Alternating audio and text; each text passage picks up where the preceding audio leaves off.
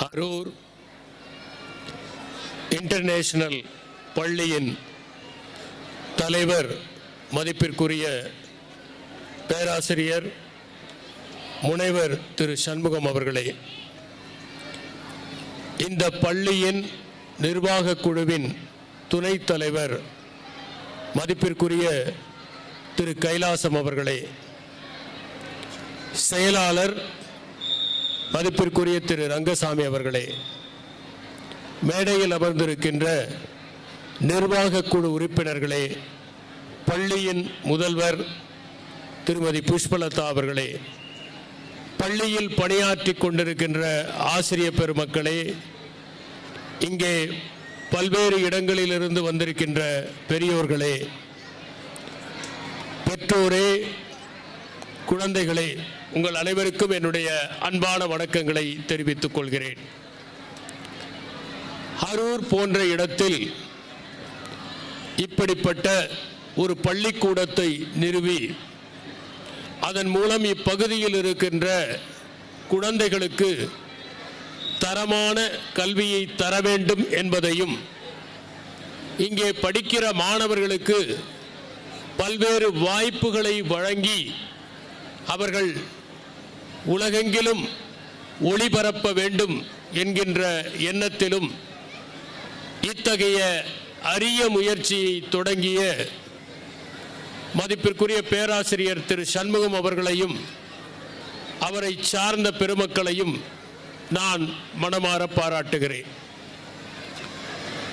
அவர் தன்னுடைய உரையில் மாணவர்களுடைய மதிப்பெண்கள் மட்டும் முக்கியமல்ல, அதை தாண்டி மாணவர்கள் பல்வேறு துறைகளில் கால் பதிக்க வேண்டும், பல திறன்களை வளர்த்து கொள்ள வேண்டும், அப்போதுதான் அவர்கள் வெற்றி பெற்றவர்களாக கருதப்படுவார்கள் என்று குறிப்பிட்டார். மிகவும் மெச்சத்தக்க வாக்கியம் அது. ஏனென்றால் கல்விக்கூடங்கள் பலவற்றில் மாணவர்கள் மதிப்பெண்களை மட்டும்தான் பெறுவதில் அதிக ஆர்வம் செலுத்தப்படுகிறது. ஒரு மதிப்பெண் குறைந்தால் கூட மாணவர்களுடைய மனம் சுருங்கி விடுவதை பல இடங்களிலே நாம் பார்க்கிறோம். மதிப்பெண் பெற்றால் மட்டும்தான் வாழ்க்கையில் வெற்றி பெற முடியும் என்பதை போன்ற ஒரு மாய பிம்பத்தை கல்விக்கூடங்கள் ஏற்படுத்தி வருகின்றன. மதிப்பெண்களை தாண்டி ஒருவருடைய திறமையும் அறிவாற்றலும் வெளிப்படுவதற்கான சாத்தியக்கூறுகள் நிறைய இருக்கின்றன என்பதை நாம் வரலாற்றை வாசிக்கின்ற போதும் வாழ்க்கையிலே வெற்றி பெற்று புதிய தடங்களை பதித்தவர்களை பற்றி அறிந்து கொள்ளுகிற போதும் தெரிந்து கொள்ள முடிகிறது. அடுத்ததாக இங்கே ஆண்டறிக்கையை வாசித்த உங்கள் பள்ளியினுடைய முதல்வர் திருமதி புஷ்பலதா அவர்கள் இங்கே என்னென்ன விழாக்கள் எல்லாம் கொண்டாடப்படுகின்றன என்பதை தெரிவித்தார். அப்போது தாத்தா பாட்டிகள் தினம் ஆண்டுதோறும் கொண்டாடப்படுவதாக தெரிவித்தார். தாத்தா பாட்டிகளுடைய முக்கியத்துவத்தை குழந்தைகளுக்கு சொன்னதாக அவர் சொல்லுகிறார். தயவு செய்து பெற்றோருக்கு சொல்லுங்கள், குழந்தைகளுக்கு சொல்லி எந்த பயனும் இல்லை. ஏனென்றால் நான் படித்திருக்கிறேன். சேது மாதவன் எழுதிய ஒரு கவிதையை, திண்ணையிலே இருந்த அப்பாவின் படம் அப்பா வீட்டிற்குள் வந்தார் புகைப்படமாக என்று. அவர் உயிரோடு இருக்கிற வரை திண்ணையிலே இருந்தார், இப்போது இல்லாத காரணத்தால் அவருடைய புகைப்படம் வீட்டிற்கு வந்திருக்கிறது என்று. எனவே பெற்றோருக்குத்தான் எப்படி தாத்தா பாட்டிகள் முக்கியம், அவர்கள் இருப்பதால் பேர குழந்தைகள் எவ்வளவு ஆரோக்கியமாக வளர்வார்கள் என்பதை எடுத்து சொல்ல வேண்டிய கட்டாயம் இருக்கிறது. ஏனென்றால் பேர குழந்தைகள் அனைத்துமே தாத்தா பாட்டிகளை அதிகம் நேசிக்கிறார்கள். தாத்தா பாட்டிகளாக ஆகிறவர்கள் தகப்பனாக இருக்கிற போது செய்த தவறுகளை எல்லாம் திருத்திக் கொள்வதற்கு ஒரு வாய்ப்பாக தாத்தா பாட்டி பருவத்தை கருதி கொள்கிறார்கள். அவர்கள் என்னென்ன தவறுகளை எல்லாம் குழந்தைகள் மீது செய்தார்களோ, என்ன கட்டுப்பாடுகளை விதித்தார்களோ, அவற்றையெல்லாம் தளர்த்தி கொண்டு ஒரு பிராயச்சித்தம் செய்வதற்கான பருவம் தான் தாத்தா பாட்டி பருவம். அதை போலவே இந்த பள்ளியின் முதல்வர் அவர்கள் இப்போது உலகம் போட்டிகள் நிறைந்த உலகம் என்று சொன்னார். நான் அவருக்கு ஒன்றை சொல்லிக்கொள்ள விரும்புகிறேன். இந்த உலகத்தில் எந்த போட்டியும் இல்லை. நான் டெல்லி மாநகரிலே வசிக்கிற போது ஒன்றை கவனித்தேன். அங்கே பேருந்து வரும், மக்கள் எல்லாம் அடித்து கொண்டு ஏறுவார்கள். அவர்கள் சாவகாசமாக ஏறினாலே அனைவருக்கும் இடம் கிடைக்கும்.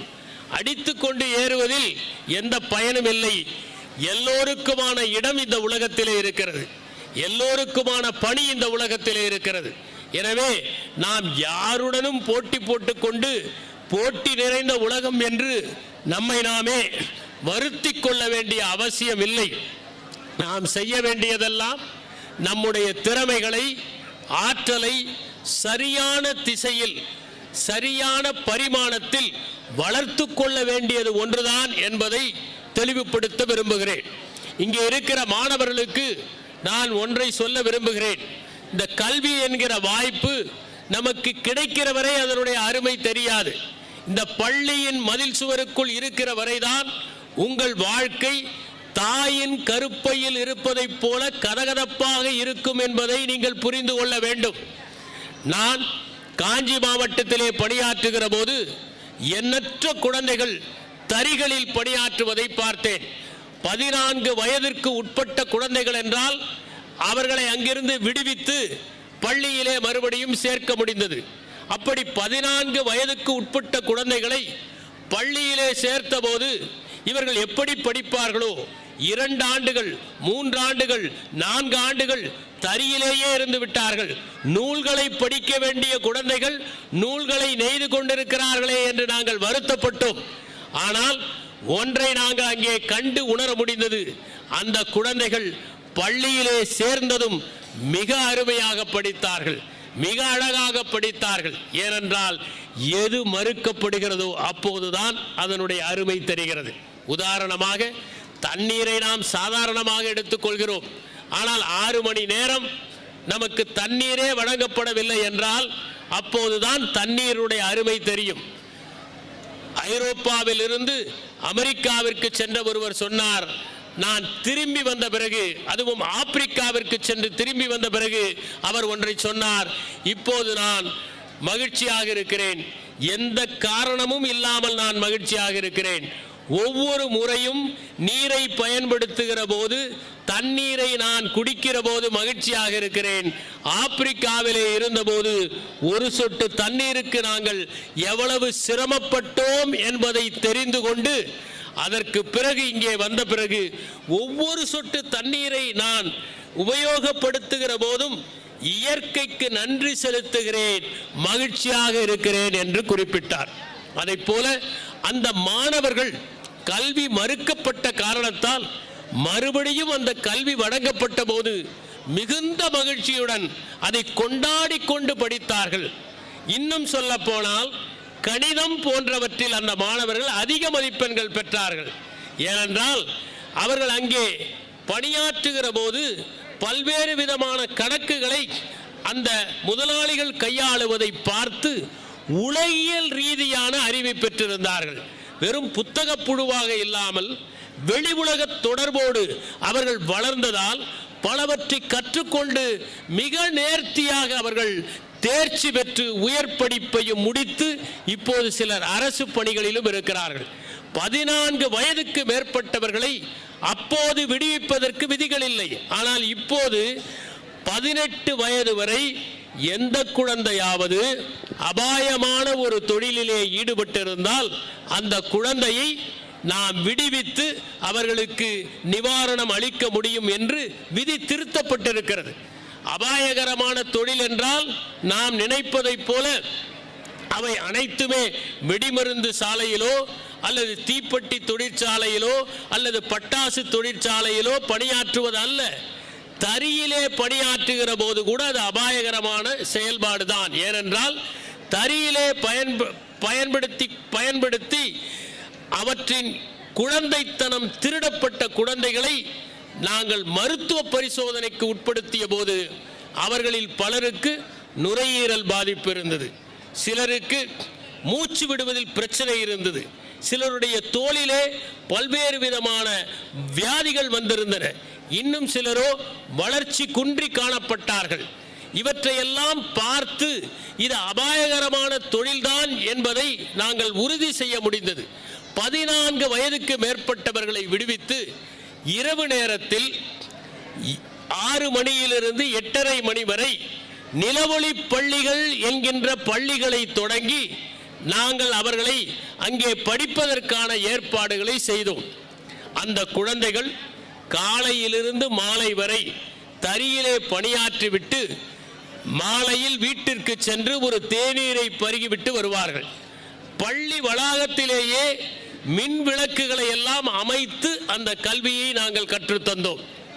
நீங்கள் வியப்படைவீர்கள், அந்த குழந்தைகள் அவ்வளவு அழகாக படித்தார்கள். கேள்விகளை எல்லாம் சிவப்பு மையிலே எழுதி, விடைகளை எல்லாம் நீல மையிலே எழுதி, நேர்த்தியாக அவர்களுடைய நோட்டு புத்தகத்தை மத்திய அரசிலிருந்து வந்தவர்கள் எல்லாம் பார்த்து பிரமித்து போனார்கள். அதற்கு பிறகு அவர்கள் படிப்பதற்காக பல்வேறு உதவிகளை கூட அவர்கள் செய்தார்கள். அப்படி நிலவொளி பள்ளியிலே படித்த பல மாணவர்கள் மேற்படிப்பு படித்ததோடு மட்டுமில்லாமல் முதுகலை பட்டம், முது அறிவியல் பட்டம் போன்றவற்றை எல்லாம் படித்து இன்று அரசு பணிகளில் இருக்கிறார்கள் என்பதுதான் நாம் வியப்படைய வேண்டிய ஒரு செய்தி. எனவே கல்வி மறுக்கப்படுகிற இடத்தில்தான் அதனுடைய அருமை உணரப்படுகிறது. எனவே நீங்கள் செய்ய வேண்டியதெல்லாம், இந்த குழந்தைகள் படிக்க வேண்டும் என்று நீங்கள் நினைத்தால், நிறைய மதிப்பெண்கள் பெற வேண்டும் என்று நினைத்தால், பள்ளி வாழ்க்கையை முறையாக அவர்கள் பயன்படுத்திக் கொள்ள வேண்டும் என்று நினைத்தால், கல்வி எவ்வளவு இனிமையானது, எவ்வளவு மகிழ்ச்சிகரமானது. குழந்தையாக பள்ளிக்கு வருகிற ஒரு குழந்தை எவற்றையெல்லாம் பெறுகிறது. அது இங்கே படிப்பதற்காக மட்டும் வரவில்லை, விளையாடுவதற்காக வருகிறது, சக மாணவர்களோடு பழகுவதற்காக வருகிறது, ஆசிரியர்களோடு தங்கள் கருத்துக்களை பரிமாறிக்கொள்வதற்காக வருகிறது என்கிற எண்ணத்தை நீங்கள் அவர்களுடைய மனத்திலே விதையுங்கள். அப்போது கல்வி கசப்பாக இல்லாமல் கற்கண்டாக மாறும். கல்வி அப்போது பாகற்காயாக இல்லாமல் பாகாக மாறும். அப்போது கல்வி இனிக்கின்ற ஒன்றாக மாறும், தித்திக்கின்ற ஒன்றாக மாறும். அப்படிப்பட்ட கல்வியை அவர்கள் மனத்திலே இனிமையானது என்கிற எண்ணத்தை மட்டும் ஏற்படுத்தி விட்டால் அவர்களாகவே படித்துக் கொள்வார்கள். அதற்கு பிறகு நாம் அவர்களுக்கு கரண்டியால் ஊட்ட வேண்டிய கட்டாயம் இல்லை என்பதை தெளிவுபடுத்த விரும்புகிறேன். இன்று இருக்கிற மாணவர்களுடைய பிரச்சனை என்ன என்றால், 10 விதமான பிரச்சனைகளை அவர்கள் எதிர்கொள்கிறார்கள். முதலாவதாக, இன்று இருக்கிற கல்வி அனைவருக்கும் சமமாக வழங்கப்பட முடியாத ஒரு நிலை இருக்கிறது என்பதை நாம் ஒத்துக்கொள்ள வேண்டும். உயர்ந்த இடத்தில் முக்கியமான மாநகரங்களிலே வழங்கப்படுகிற கல்வி வேறு விதமாகவும், அதே நேரத்தில் சிற்றூர்களில் அளிக்கப்படுகிற கல்வி வேறு விதமாகவும் இருப்பதை நாம் பார்க்கிறோம். இன்னும் சொல்ல போனால், நாம் மின்னணு சாதனத்தின் மூலமாக இந்த பிளவை சரிகட்டலாம் என்று நினைத்தோம். ஆனால் இன்று அந்த மின்னணு சாதனத்தினாலேயே மிகப்பெரிய பிளவு ஏற்பட்டு விடுகிறது. பல இடங்களில் நமக்கு தொடர்பு கிடைப்பதில்லை, பல இடங்களில் இணையம் வருவது இல்லை. கோவிட் காலத்தில் கல்வியை நாம் இணையத்தின் மூலம் கைபேசிகளின் வழியாக கற்பிக்கலாம் என்கிற ஏற்பாடை செய்தபோது, சில மலை கிராமங்களில் இருக்கிற மாணவர்கள் இணைப்பு கிடைக்காத காரணத்தால் மரத்தில் ஏறி நின்று இணைப்பு கிடைக்குமா என்று பார்த்த புகைப்படங்களை எல்லாம் நான் கண்டு, அப்போது தலைமைச் செயலாளராக இருந்தபோது தொலைத்தொடர்பு துறையோடு தொடர்பு கண்டு எப்படியாவது அங்கேயும் இணையம் கிடைக்க வேண்டும் என்கின்ற வேண்டுகோளை வைத்தேன். இதை நான் குறிப்பிடுவதற்கு காரணம், இந்த மின்னணு சாதனங்களின் காரணமாக மிகப்பெரிய பிளவு ஒன்று ஏற்பட்டது என்பதை நாம் ஒத்துக்கொள்ள வேண்டும். இரண்டாவதாக, அந்த மின்னணு சாதனங்களை பயன்படுத்திய மாணவர்கள் அவற்றிலேயே மூழ்கி போய் இப்போது அவற்றை பிரிய மனமில்லாமல் இருக்கிறார்கள். எப்படி கை குழந்தை ஒரு தாய் பக்கத்திலே வைத்துக் கொண்டு படுத்து தூங்குவாளோ, அப்படி இப்போது எல்லோரும் தங்கள் பக்கத்திலே கைபேசியை வைத்துக் கொண்டுதான் தூங்குகிறார்கள். எந்த நேரத்தில் அது அலரும், எந்த நேரத்தில் அது சினுங்கும் என்பது தெரியாமல் அவர்கள் இருக்கிறார்கள். அது மட்டுமில்லாமல், ஒரு இணையத்திலே கைபேசியிலே படிப்பதற்கும் ஒரு புத்தகத்தை வாசிப்பதற்கும் நிறைய வேறுபாடு இருக்கிறது. ஒரு புத்தகத்தை வாசிக்கிற போது நாம் சாவகாசமாக வாசிக்கின்றோம். இன்னொன்றையும் நான் தெளிவுபடுத்த விரும்புகிறேன். இங்கே இருக்கிற மாணவர்களில் எத்தனை மாணவர்கள் கைப்பட கடிதம் எழுதுகிறார்கள்? இங்கே மேடையிலே அமர்ந்திருக்கிறவர்களையே நான் கேட்கிறேன், உங்களில் எத்தனை பேர் கடந்த 5 ஆண்டுகளாக கைப்பட கடிதம் எழுதியிருப்பீர்கள்?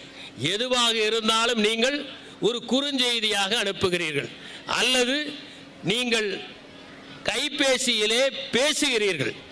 எத்தனை பேர் இன்று கடிதம் எழுதுகிற வழக்கத்தை வைத்திருக்கிறோம்? ஒரு கடிதத்திற்கு இணையாக 100 குறுஞ்செய்திகள் கூட ஈடாகாது. நாங்கள் எல்லாம் கல்லூரியிலே படிக்கிற போது பெற்றோருக்கு கடிதம் எழுதுவோம். வாரம் ஒரு முறை கடிதம் எழுதுவது நிச்சயம். அவ்வாறு எழுதுகிற போது அந்த கடிதத்தில் ஓரிடத்தை கூட விடாமல் நுணுக்கி நுணுக்கி எழுதி சில நேரங்களில் அவர்கள் திருப்பியெல்லாம் வாசித்தால் தான் முடியும் என்று அந்த கடிதத்தை எழுதுவோம். ஆனால் அவ்வாறு கடிதத்தை எழுதுகிற போது ஒரு மொழி வளம் இருந்தது, எண்ணத்தின் ஓட்டம் இருந்தது, நடந்ததையெல்லாம் தெரிவிக்க வேண்டும் என்கிற ஆர்வம் இருந்தது. ஒரு கடிதத்தை வாசிக்கிற போது எழுதியவர் முகம் நம்முடைய கண்களிலே தெரியும்.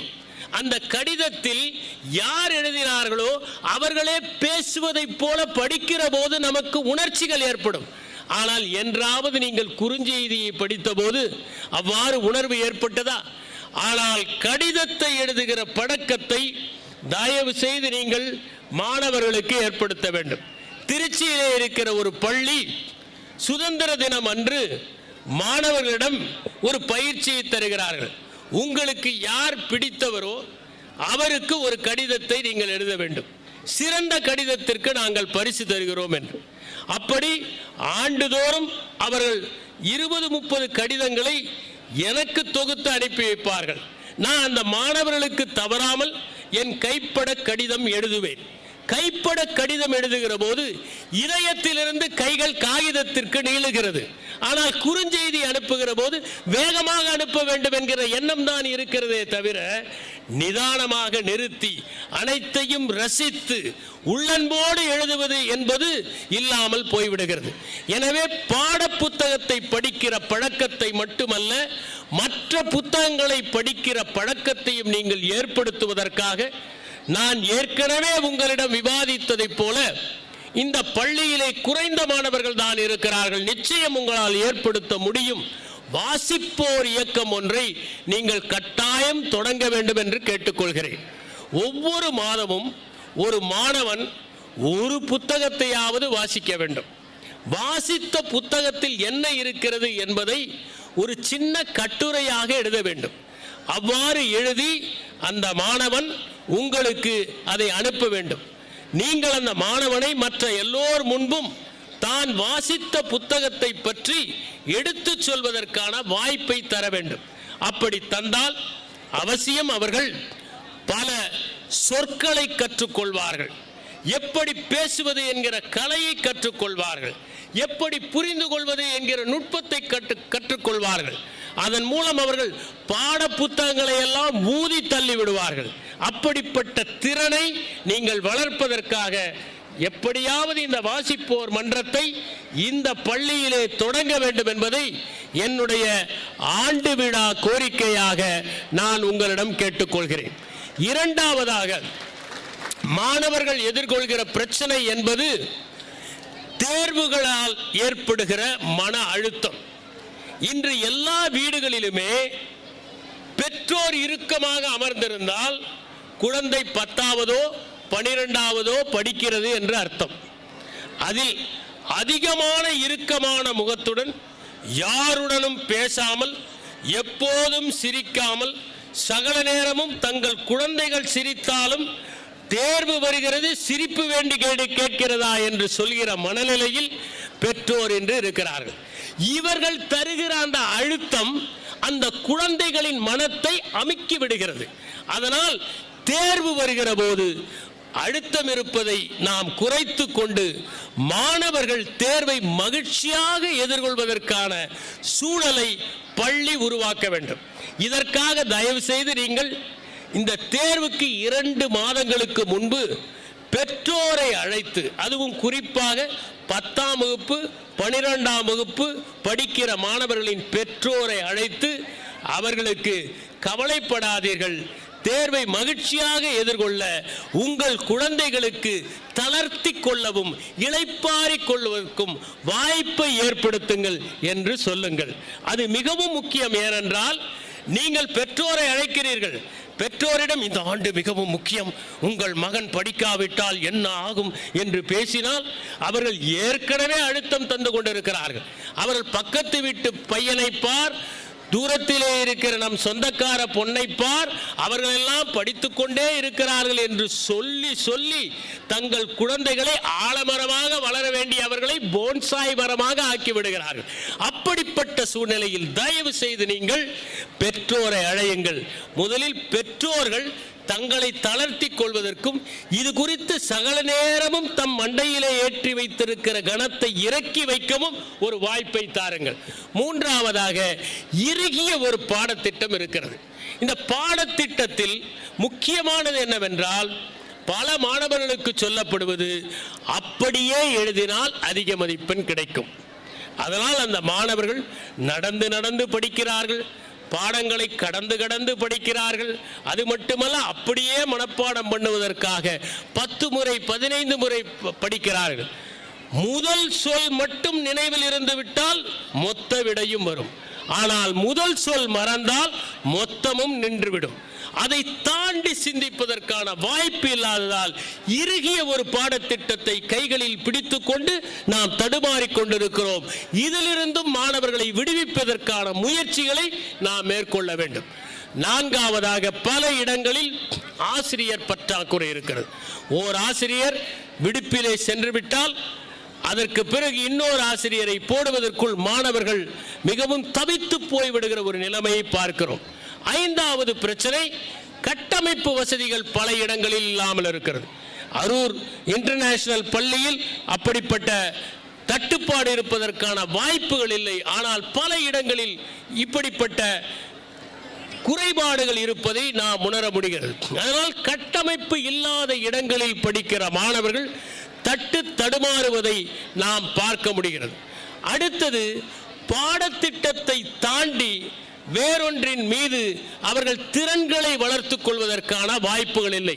இந்த ஆண்டறிக்கை நான் கேட்கிற போது இந்த பள்ளியில் தீர்க்கமான சிந்தனை, கிரிட்டிக்கல் திங்கிங், பிரச்சனைகளை தீர்த்தல், ப்ராப்ளம் சால்விங், வாழ்க்கை திறன்கள், லைஃப் ஸ்கில்ஸ் ஆகியவற்றை பற்றி இவர்கள் மாணவர்களுக்கு பயிற்சி அளிப்பதாக படித்தார்கள். உண்மையிலேயே நான் மகிழ்ச்சி அடைகிறேன். இவை போன்ற திறன்களை நீங்கள் தருகிற போது அவை ஒன்றும் வாழை மரம் அல்ல, உடனடியாக தார் தந்து விடுவதற்கு.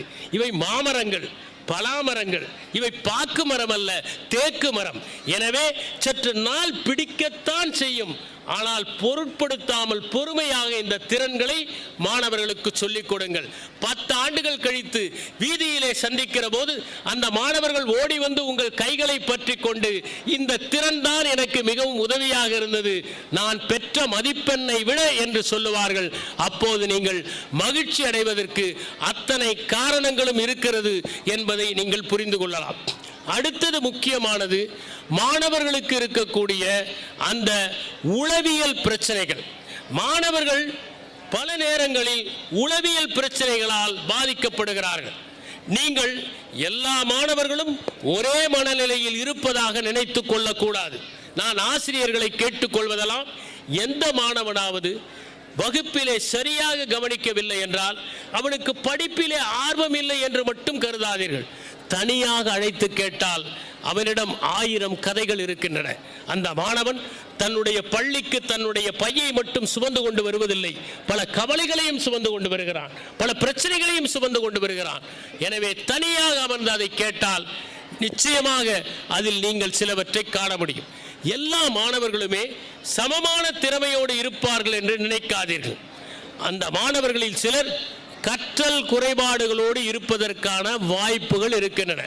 அப்படிப்பட்ட மாணவர்களை நீங்கள் தனியாக கவனித்து என்ன கற்றல் குறைபாடு இருக்கிறது என்பதை அறிந்து அதற்கேற்றவாறு அவர்கள் மேற்கொண்டு ஆலோசனைகளை பெற்று அவற்றிலிருந்து விடுபட்டு கல்வியை தொடர்வதற்கான வாய்ப்புகளை ஏற்படுத்தி கொடுத்தால்தான் அந்த மாணவர்கள் மற்ற மாணவர்களோடு சிறப்பாக படிப்பதற்கான வாய்ப்புகள் ஏற்படும் என்பதையும் நான் தெரிவித்துக் கொள்ள விரும்புகிறேன்.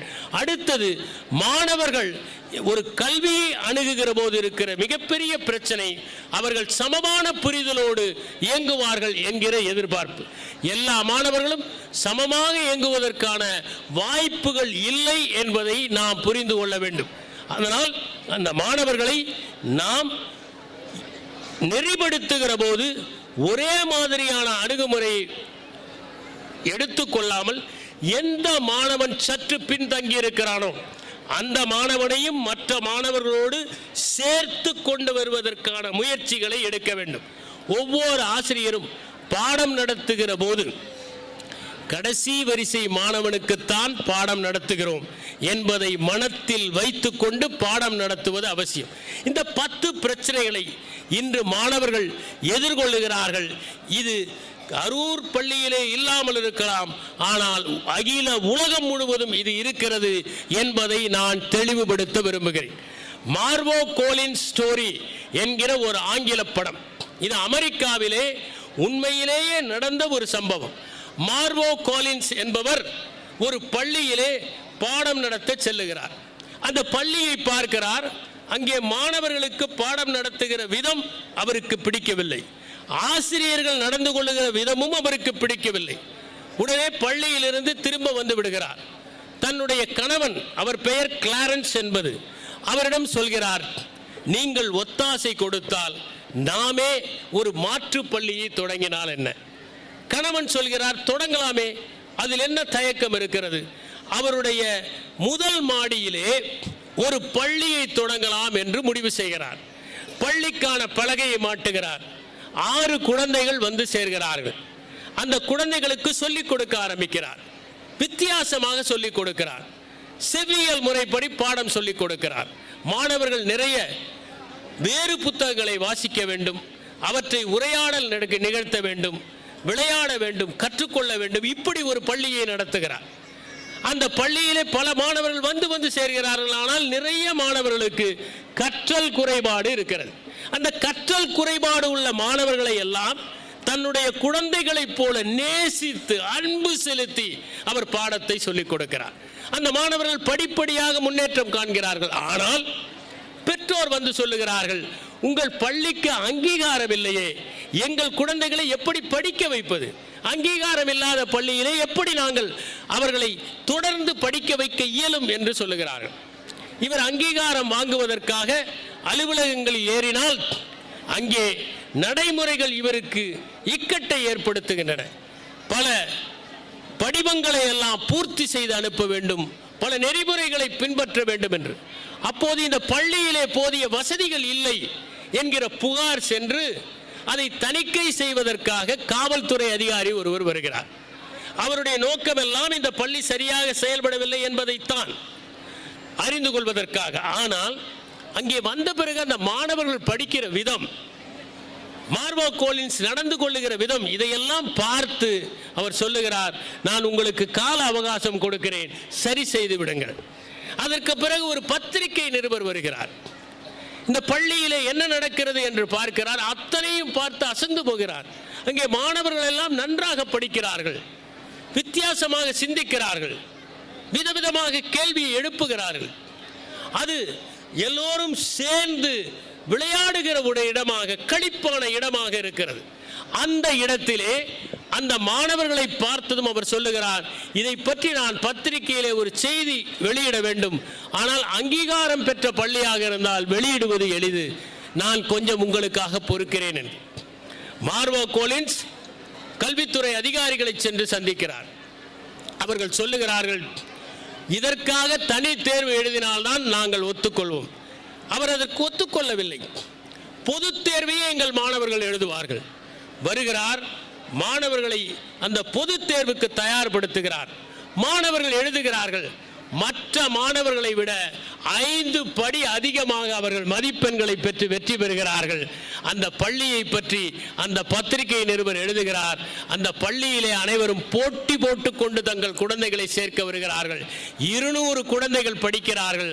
1300 பேர் இடம் வேண்டும் என்று காத்திருப்பு பட்டியலில் இருக்கிறார்கள். இதுதான் மார்வோ கொலின்ஸ் என்கிற அந்த பெண்மணியினுடைய கதை. இதை நான் குறிப்பிடுவதற்கு காரணம், எந்த குழந்தையுமே ஆற்றல் இல்லாத குழந்தை இல்லை. அதனால் நான் பெற்றோருக்கு என்னுடைய சில அனுபவங்களை சொல்லலாம் என்று நினைக்கிறேன். முதலாவதாக அவர்களிடம் நான் கேட்டுக்கொள்வது, தயவு செய்து உங்கள் குழந்தைகளுக்கு அறிவுரை கூறாதீர்கள். இப்போது எந்த குழந்தையுமே அறிவுரையை நேசிப்பதில்லை. சரி, உங்கள் குழந்தைகளை நீங்கள் நல்வழிப்படுத்த வேண்டும் என்று நினைக்கிறீர்களா?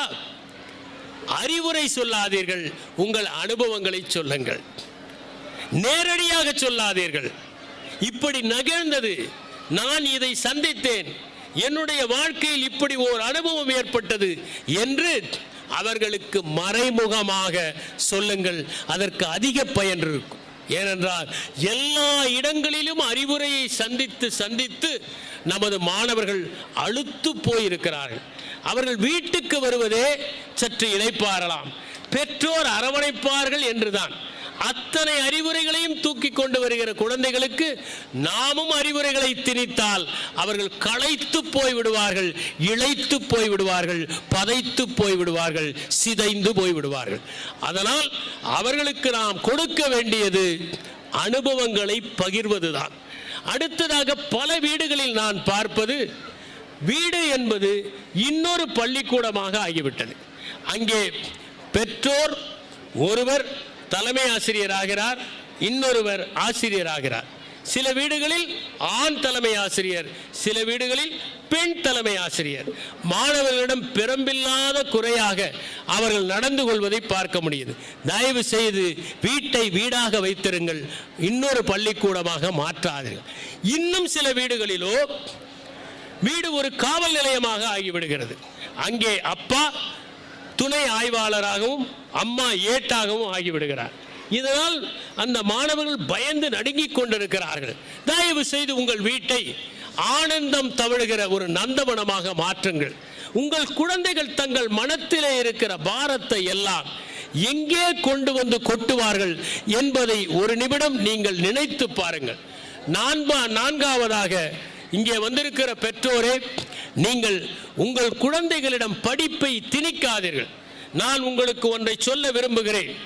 உலகத்திலே தொடக்கத்திலே நன்றாக படிக்காத பல மாணவர்கள் பிற்காலத்தில் சிறப்பாக படிப்பதை பார்க்க முடியும். நான் கூட என்னுடைய தொடக்க பள்ளியில் மிகச்சிறந்த மதிப்பெண்களை பெற்றதாக நினைவு இல்லை. செஸ்டர்டன் என்பவர் பள்ளியிலே படிக்கிற போது அவருடைய ஆசிரியர்கள் எல்லாரும் அவரை கேலி செய்வார்கள். உன் தலையிலே மூளை இருக்கிறதா அல்லது வெறும் கொழுப்பு தான் இருக்கிறதா என்று கிண்டல் செய்வார்கள். அப்படிப்பட்ட செஸ்டர்டன் தான் மிகப்பெரிய எழுத்தாளராக பின்னால் பரிணமித்தார் என்பதை படிக்க முடிகிறது. அமெரிக்காவினுடைய ஜனாதிபதியாக இருந்தவர் யுலிசஸ் கிராண்ட் என்பவர். அவர் பள்ளியிலே படிக்கிற போது சரியாக படிக்க மாட்டார். அவருடைய ஆசிரியர்கள் எல்லாம் நீ யுலிசஸ் கிராண்டா யூஸ்லெஸ் கிராண்டா என்று அழைப்பார்கள். ஆனால் அவர் அமெரிக்காவினுடைய ஜனாதிபதியாக ஆனார். நியூட்டன் பள்ளியிலே படிக்கிற போது கடைசி மாணவனுக்கு ஒரு மாணவன் முன்னே இருந்தார். அந்த கடைசி மாணவனுக்கு முன்னே இருந்த மாணவன் ஒரு நாள் எட்டி உடைத்ததனால் அவர் அதற்கு பிறகு நான் நிரூபிக்கிறேன் பார் என்று படிப்பதற்கு ஆரம்பித்தார். இப்படி எண்ணற்றோர் சரித்திரத்திலே நாம் பார்க்க முடிகிறது. தொடக்க காலத்தில் பள்ளிக்கூடத்தில் சரியாக படிக்காமல் பின்னால் தங்களுடைய திறமைகளை எல்லாம் திரட்டி கொண்டு முன்னேறியதை பார்க்கிறோம். எனவே உங்கள் குழந்தைகளிடம் தயவு செய்து படிப்பை திணிக்காதீர்கள். அவர்கள் படிப்பதற்கான சூழலை மட்டும் உருவாக்குங்கள். ஐந்தாவதாக, உளவியல் ரீதியாகவும் உணர்வு ரீதியாகவும் உற்சாக ரீதியாகவும் அவர்களிடம் நீங்கள் உங்களுடைய அனுபவங்களை பகிர்ந்து கொள்ளுவதோடு நிற்காமல் அவர்களுடைய அனுபவங்களையும் உள்வாங்கிக் கொள்ளுங்கள். அவர்களுடைய செய்கைகளுக்கு நீங்கள் ஆதரவு தாருங்கள். தவறான செய்கைகள் அல்ல, புகைப்பிடிப்பதற்கு அல்ல, போதைப் பொருள் பயன்படுத்துவதற்கு அல்ல. மாறாக அவர்கள் தங்களுடைய நடவடிக்கைகளை விருத்தி செய்து கொள்வதற்காக, தாங்களே சுயமாக தேடுவதற்காக அவர்களை நீங்கள் உற்சாகப்படுத்து. எங்கள் பெற்றோர் நான் தவறு செய்யவில்லை என்றால் நிச்சயம் என்னை ஆதரிப்பார் என்கிற நம்பிக்கை தான் ஒரு குழந்தையினுடைய மிகப்பெரிய சொத்தே தவிர நீங்கள் சேர்த்து வைக்கிற நிலமோ கட்டுகிற வீடோ அல்ல என்பதை நீங்கள் மனத்திலே வைத்துக் கொள்ளுங்கள். அடுத்ததாக முக்கியமானது, சின்ன வயதிலே குழந்தைகள் விருப்பமானதை சாப்பிடத்தான் செய்வார்கள். உணவிலே அதிகமான கட்டுப்பாட்டை திணிக்காதீர்கள். அதை சாப்பிட்டால் கெட்டது, இதை சாப்பிட்டால் உடலுக்கு தீது என்று நீங்கள் இப்போது பத்தியம் இருப்பதை உங்கள் குழந்தைகளின் மீது திணிக்காதீர்கள். இதுதான் சாப்பிடுகிற பருவம், இதுதான் அவர்கள் மகிழ்ச்சியாக இருக்கிற பருவம். எனவே அவர்கள் இயல்பாக இருக்க விடுங்கள். அடுத்தது முக்கியமானது, நீங்கள் உங்கள் குழந்தைகளின் நண்பர்களுக்கு அவ்வப்போது சின்ன தேநீர் விருந்து கொடுங்கள். உங்கள் குழந்தைகளின் நண்பர்களை வரவழைத்தால் அந்த குழந்தைகள் யாரோடு பழகுகிறார்கள் என்பது தெரியும். அது மட்டுமல்ல, அந்த நண்பர்கள் உங்கள் வீட்டிற்கு வருகிற போது உங்கள் குழந்தை ஒரு பாதுகாப்பான உணர்வை அடைய முடியும் என்பதால் மாதத்திற்கு ஒரு முறையோ 2 மாதத்திற்கு ஒரு முறையோ ஒரு சின்ன உயர் தேநீர் ஒன்றை கொடுத்தால் அவர்கள் நிச்சயம் உங்கள் குழந்தை மீது அக்கறை செலுத்துவார்கள். அது கலந்துரையாடுகிற ஓர் இடமாகவும் இருக்கும் என்பதை நாம் தெரிந்து கொள்ள வேண்டும். அடுத்தது முக்கியமானது, உங்கள் குழந்தைகள் வளர வளர உங்களை விட்டு சற்று விலகிச் செல்வார்கள். அதற்காக நீங்கள் பாதுகாப்பின்மையால் அவதியுற வேண்டிய அவசியமே இல்லை. அவர்கள் ஏதேனும் ஒரு காலத்தில் நம்மை விட்டு சுதந்திரமாக விலகிச் செல்ல வேண்டியவர்கள் தான். எனவே அவர்கள் இப்போது உங்களிடம் அதிகம் பேசுவதில்லை, நண்பர்களிடம் அதிகம் பேசுகிறார்கள் என்று நினைக்காதீர்கள். அந்த காளி கூட்டு அறிகுறியில் இருந்து நீங்கள் விடுபடுவதற்காக முயற்சி செய்யுங்கள். அடுத்தது மிகவும் முக்கியமானது, தயவு செய்து எக்காரணம் கொண்டும் உங்கள் குழந்தைகள் சாப்பிடுகிற போது படிப்பை பற்றி பேசாதீர்கள். பல பெற்றோர் அவன் 3வது இட்லியை சாப்பிடுகிற போது நன்றாக சாப்பிட தெரிகிறது, படிக்க தெரிகிறதா என்று சொல்லி அந்த சாப்பாட்டின் ருசியையே சிதைத்து விடுவார்கள், நீர்த்து போக செய்து விடுவார்கள். அதை ஒருபோதும் செய்யாதீர்கள். உங்கள் குழந்தைகள் ஓடி வந்து நான் குறைவான மதிப்பெண் பெற்றுவிட்டேன் என்று சொன்னால் தோள்களிலே தாங்கி கவலைப்படாதே, அடுத்த முறை நீ வெற்றி பெற்று விடலாம் என்று எடிசனின் தாயார் எப்படி சொன்னாரோ அப்படி சொல்வதற்கு நீங்கள் பழகிக் கொள்ளுங்கள். இறுதியாக உங்கள் குழந்தைகள் வெற்றி பெற்றால் மட்டுமே உச்சி முகர்வதாக இருக்காதீர்கள், தோல்விகளை தாங்குவதற்கும் அவர்களுக்கு கற்றுத்தாருங்கள். அதுவும் மிகவும் முக்கியம் என்பதை உணருங்கள். தோல்வி என்பது இறுதியானது அல்ல. நாங்கள் எப்போதும் சொல்வது சிறு தோல்விகளை சந்திப்பதுதான் பெரு வெற்றிக்கான அறிகுறி என்று. அதனால் சின்ன மலைகளை ஏறுவதற்கு தடுமாறியவன் இமயமலை ஏறுவதற்கான வாய்ப்பு கிடைக்கும்.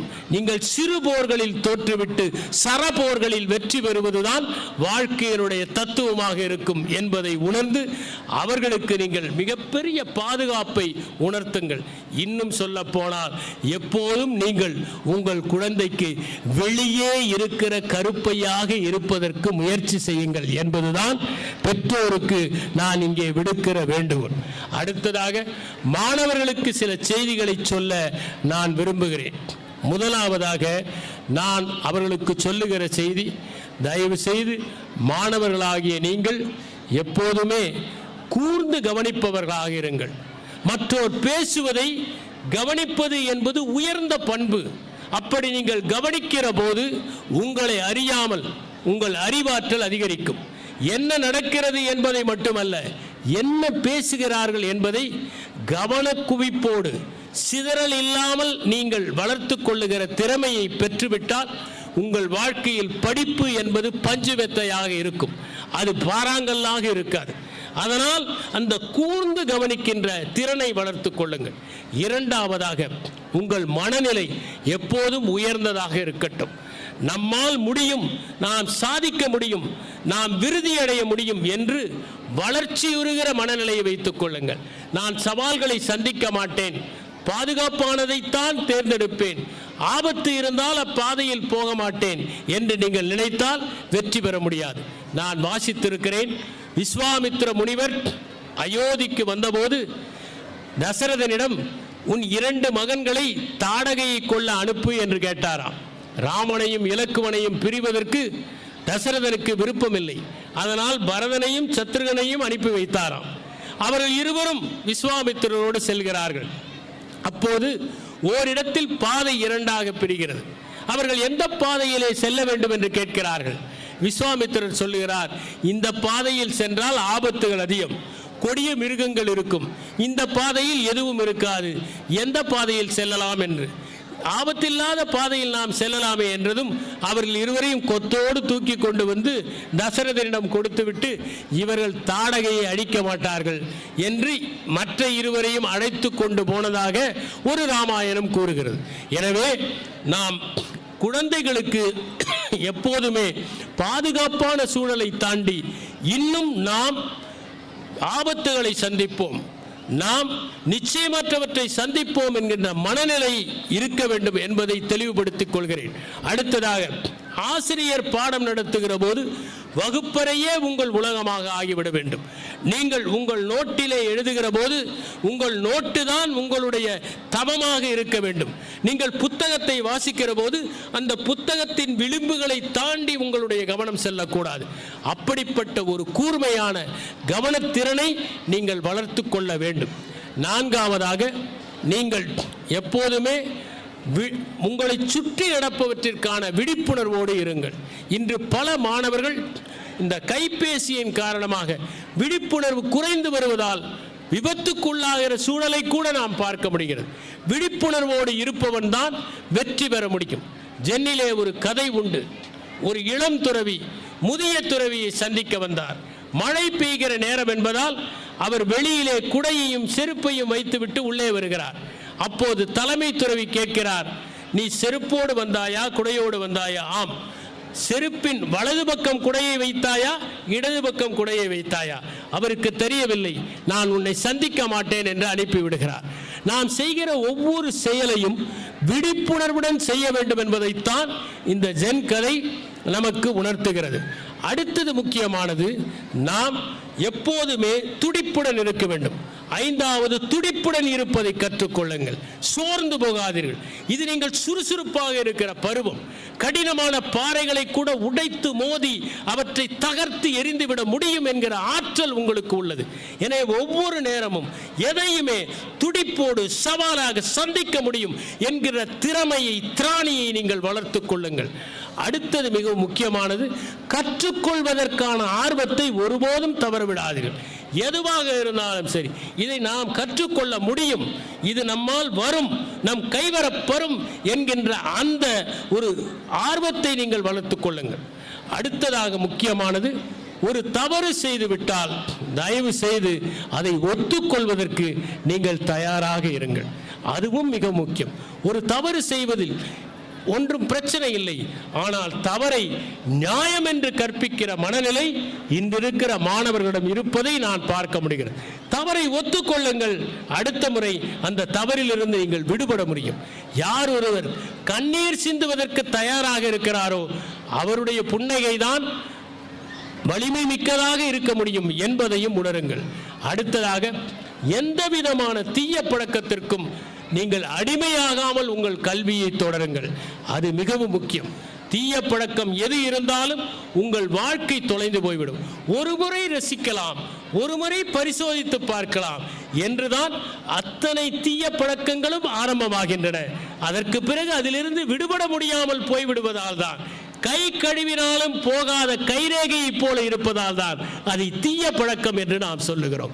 அடுத்ததாக, எப்போதும் இனிமையான, உங்களை விட திறமை வாய்ந்த நண்பர்களோடு நீங்கள் பழகுங்கள். அது உங்கள் பள்ளி பருவத்தை மேலும் செதுக்கும். எனவே இந்த அரூர் இன்டர்நேஷனல் பள்ளி எல்லா வகையிலும் செழித்து வளரவும், தழைத்து ஓங்கவும் செழிப்பு மிக்க வளமை மிக்க மாணவர்களை உருவாக்கி இந்த பகுதியில் மட்டுமல்ல தமிழகம் முழுவதும் தன்னுடைய ஒளியையும் ஆற்றலையும் பரப்ப வேண்டும் என்று வாழ்த்தி 5 ஆண்டுகளே நிறைய பெற்றாலும் ஆர்வமிக்க பெற்றோரும் குழந்தைகளும் இருப்பதைக் கண்டு மகிழ்ந்து நிச்சயமாக உங்கள் எதிர்காலம் ஒளிமயமாக இருக்கும் என்று வாழ்த்தி விடைபெறுகிறேன். வணக்கம்.